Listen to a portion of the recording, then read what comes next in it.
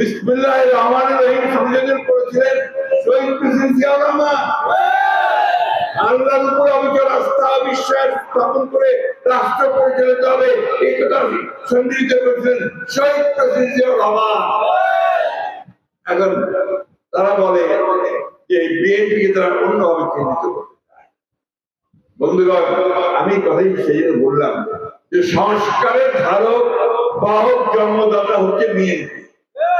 বিএনপিকে সংস্কার শেখাতে হবে না, বিএনপি সংস্কারের জন্ম দেয়।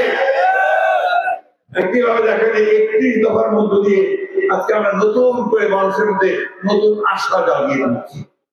তারেক রহমান সাহেব তরুণদের জন্য, যুবকদের জন্য, মহিলাদের জন্য ওই 31 দফার মধ্যে এমন কতগুলো বিষয় নিয়ে এসছেন যা বাংলাদেশের ভাগ্য পরিবর্তন করে দেবে। আজকে আমরা কেউ কি জানি যে আমাদের এই যে তরুণ ছেলেরা বেশিরভাগ বেকার, তাই না? চাকরি নাই, বাকি নাই, ব্যবসা বাণিজ্যের সুযোগ নাই, তাই না? এটাকেও কিন্তু অ্যাড্রেস করে আমাদের তারেক রহমান সাহেব 31 দফার মধ্যে এসেছেন। সেখানে তিনি বলেছেন কিভাবে তিনি তরুণদের জন্য 1 কোটি চাকুরির ব্যবস্থা করবেন, ঘোষণা দিয়েছেন তিনি। কিভাবে করবেন তার সমস্ত ব্যবস্থা তৈরি করা হচ্ছে, তার সমস্ত